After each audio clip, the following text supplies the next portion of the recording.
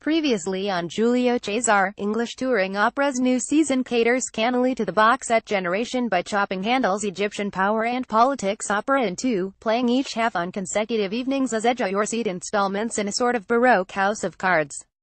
Will Cleopatra outwit her wicked brother? Will she and Cesare ever get together? Will Sesto ever stop dithering and do the deed? Tune in tomorrow night to find out.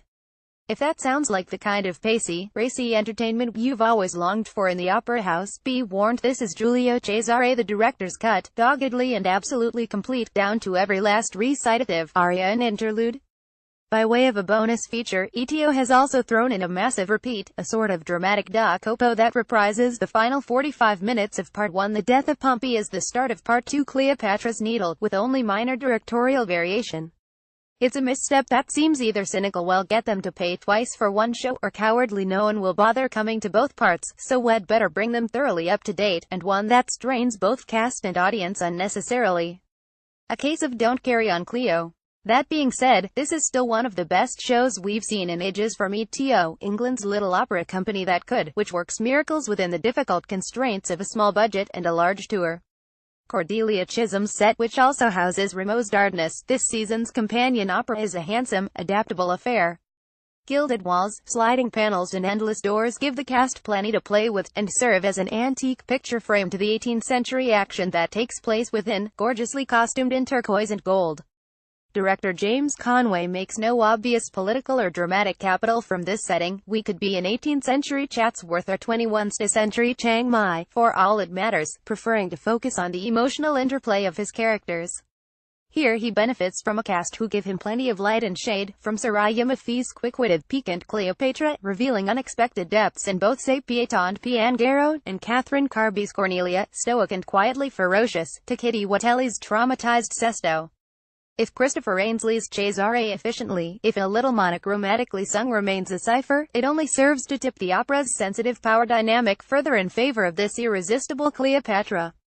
Conway's discreet production will please anyone who doesn't like their opera mucked about with, but while this non-interventionist approach gives the opera's tragic moments plenty of space to swell and simmer, an episode involving Ptolomeo and the dead Pompey's ashes is properly chilling. It's largely tone deaf to the comedy that trills itself so joyously through Handel's score. Better served by Jonathan Peter Kenny and the Old Street Band, the music romps and chuckles with naughty rhythmic urgency and verve, using the bite and snap of Hackney Empire's dry acoustic as the punchline to their many musical jokes. But that's all the fun y'all be getting from ETO this season. Dardanus, the company's first foray into French Baroque, is a dispiriting and joyless affair that wastes the talents of its leads and squanders the work's beautiful ballet interludes on visual fuss and filler. As if doing penance for the unapologetic prettiness of Cesare, director Douglas Rintoul condemns us to penal servitude in the same muddy, gravelly, non-specific war zone, fatigues and guns, all standard issue familiar from so many contemporary productions. It's neither dramatically organic nor terribly interesting, and it's a sign of just how joy-starved the first night audience felt that some party poppers and a pair of fairy wings raised a cheer. Rameau's wizards and goddesses struggle to find a foothold in this inhospitable landscape, just as his delicate music fails to bloom in Hackney's arid acoustic. But Anthony Gregory's Dardanus works something close to magic on the show, luminous and easy from his first punishingly high entry to his happy ending, transforming bass dramatic metal into gold. Together with Galina Averina's glossy eyes pleasingly spirited, even if condemned to tread this rugged male terrain in her heels, sweet-voiced Eleanor Penfold Venus and Grant Doyle as stern Father Tooser, he makes one hell of a pitch for repertoire that has never really caught on in the UK. But it's still not quite enough.